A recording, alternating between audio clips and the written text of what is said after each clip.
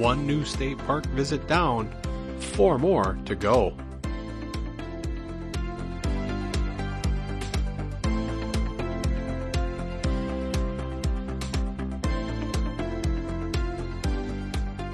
Hello again and welcome back to another episode of Wisconsin's Outdoor Explorer Podcast. I am your host, Jason. And one of my goals for this new year was to get to at least 5 new state parks. Now, I really enjoy going to state parks, and I have my favorite, Rib Mountain being one of them. And we've been to a few other ones that we've been there a few times. But this year, I wanted to make sure that I got out to more state parks. I want to experience some of the best parts of Wisconsin, and I want to share those experiences with you. And as you know, our state park systems are a great way to do that, to get out there and experience everything Wisconsin has to offer. But I just don't want to drive in and out and say that I visited a state park. That's not fair. In fact, that's kind of cheating, I think. I want to get out, I want to hike around, I want to see what makes each state park so special. And I realize when I say I want to visit 5 new state parks, that doesn't really seem like very many in 1 year. Even if you took one a month, you should be able to get 12, right?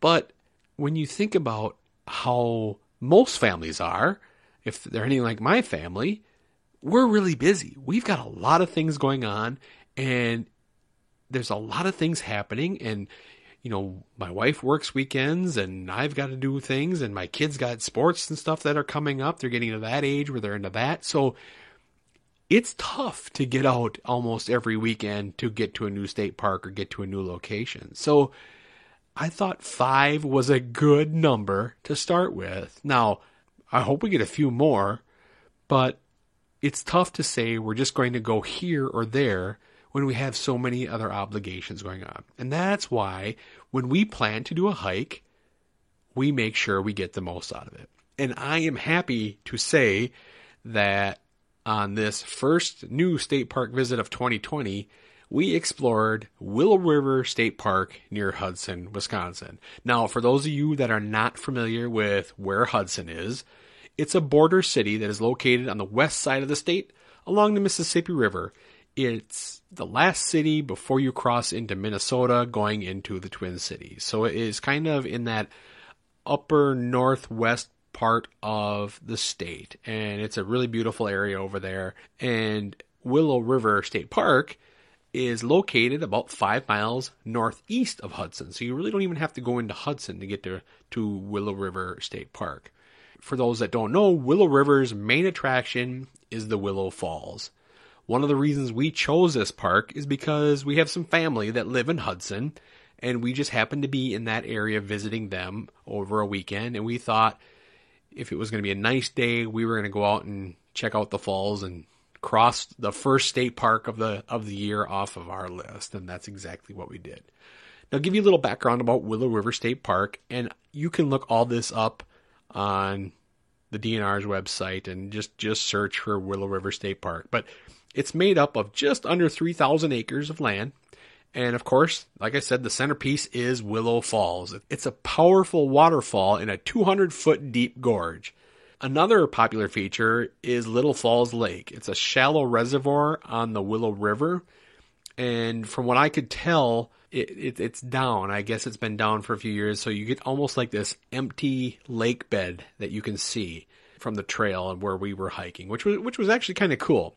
According to Travel Wisconsin's page, there's around 9 miles of hiking trails, and there's a lot of different things you can do. In the wintertime, we saw people snowshoeing, we saw them hiking, we saw them cross-country skiing, and it's a really great park for an outdoor enthusiast who's just looking to get out for a day and get a little exercise and see a little scenery and just really take in nature. And there's also a nature center that's open during the day and offers hands-on displays and live animals. And on this day, we skipped the nature center because we just wanted to get straight to the trails and do some hiking and get out and moving.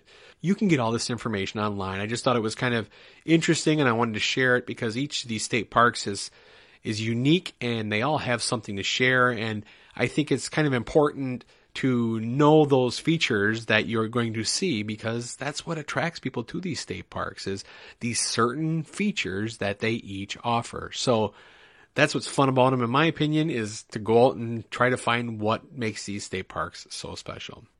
So the first thing I'll say is it was an absolutely perfect day for winter hiking. I mean, you really couldn't ask for it to be any better. The sun was shining, the temperatures were in the upper 30s, and the skies were blue. It was a perfect day, especially with the week before. It was really cold. We had some really, really cold temperatures.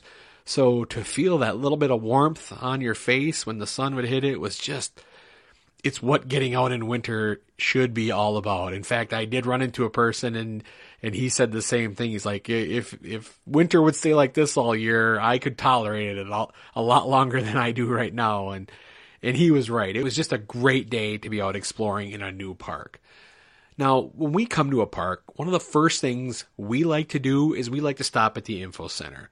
Now, remember, you need to have a state park pass to get into state parks, and they're not expensive. I think it's $20, and you get a year pass. You put the little sticker in your windshield of your car or truck, and that gets you in any state park in the state all year long. They are not free. You do have to pay something to get in, and that money goes to help maintain things and keep things up so the parks are nice for when you do want to go and visit. Like I said, we like to stop at the info centers. And one of the things I like to do when we go there is first thing is pick up a map. Now you can get maps online, but I like to go in. I like to talk to the people inside and find out what trails are good at this point. You know, it is winter, so there might be some trails that are closed, and some that are better than others, some that maybe have been packed for snowshoeing. And if you're a cross-country skier, you can ask them about trail conditions there as well. I always find these info centers kind of neat because they have a lot of different things going on in them. You know, everyone is different, just like every park, every info center is different. You can get brochures, you can get literature that you can all collect about different things going on.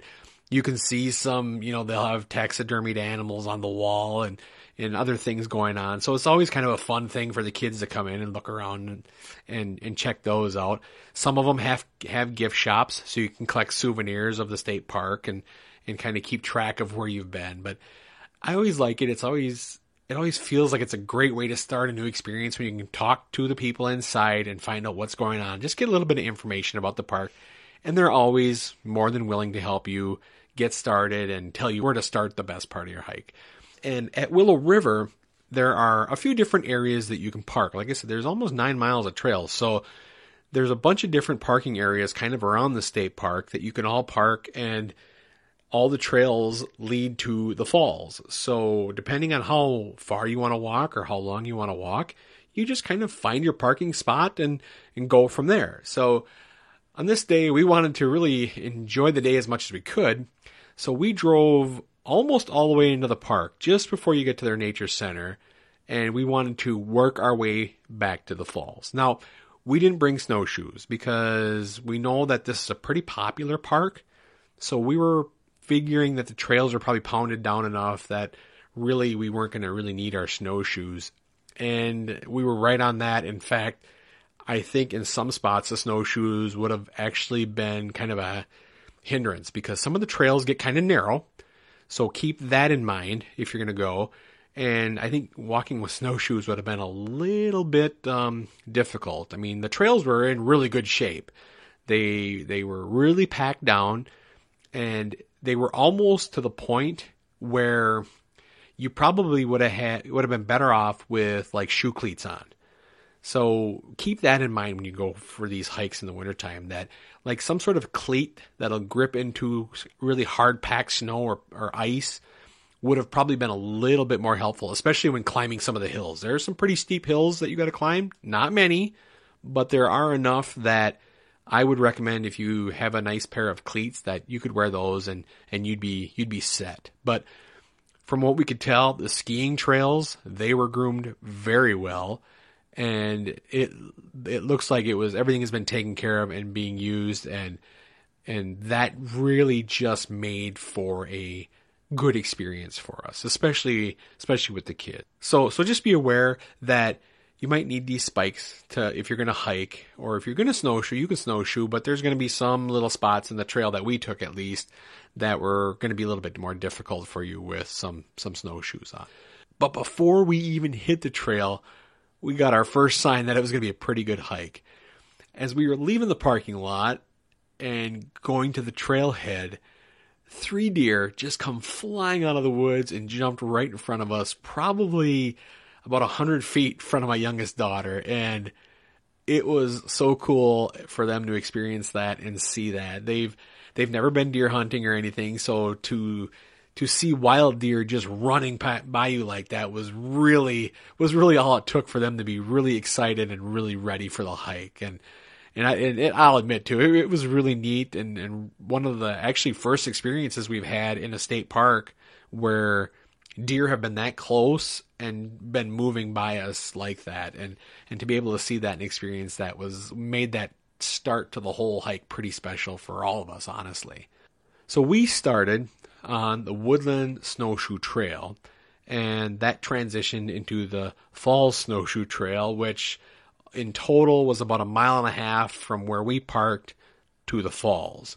And the trail weaved up and down the bluffs of the hills, and you could see the dry lake bed of Little Falls through the trees, and you could see the cross-country skiers skiing in a few areas. And the trail was really pretty easy for the family. I wouldn't say it was strenuous at all. It wasn't all flat. There were some up and downs in it, but for the most part, it was a pretty decent trail to walk on. Like I said, I've got little kids, so for them to be able to hike the way we did and not really have any problems, that says a lot. I mean, some of these trails, there's some trails like in Devil's Lake that are really tough for kids to do, and I would say that this trail wasn't one of them. So if you're a family, you've got kids, and you're looking for a great little place to hike, Willow River is really a good place for that. You can take your time, and surprisingly, on such a beautiful day, it wasn't really packed. It was a Sunday afternoon.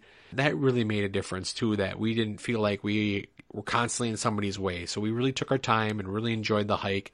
And the only thing was, like I said, the trails get a little bit narrow, so you got to kind of watch that a little bit, especially with the kids. There were a few areas that there is some steeper drop-offs, but you take your time and just make the kids aware of it. It just makes us all better hikers in the long run when we teach them the proper ways of hiking and being cautious. The trail did cross over the ski trail a few times. Most of the time, our hike was pretty much fully immersed in the woods, which was really a neat experience, especially on such a beautiful day to see the light coming through the trees and just hearing the owls and the woodpeckers off in the distance. Everything was coming out today, and we did see actually another deer in the distance. You could see the tail swooshing out there, and it just, the whole woods was just livening up, and I think a lot of that had to do with just that warm weather. And it really made the whole experience just that much better to be able to hear all that and see all that going on. Now, one of the highlights of the hike was climbing to one of the highest points in the park. In fact, on the map that they give you, it says Caution Steep Hill. Now, we've climbed up some steep hills before, and honestly, this hill wasn't any different than any other steep hill that we've climbed before. You take your time and you get to the top and you go down. But what made this one kind of different was that in the process of going down one side, hikers before us had kind of made a makeshift groove in the snow that they could sit down and slide all the way to the bottom. And as soon as our girls saw that, it was on. They were going down there no matter what. There was nothing you were going to say. And we let them go. And it was so funny to watch them. All of them sat down on their butts and away they went down to the bottom of the hill. It looked so fun, in fact, that my wife decided to do it too. And I'm going to tell you, she was moving by the time she got down to the bottom of that hill pretty good. Without a sled, just snow pants on and snow underneath.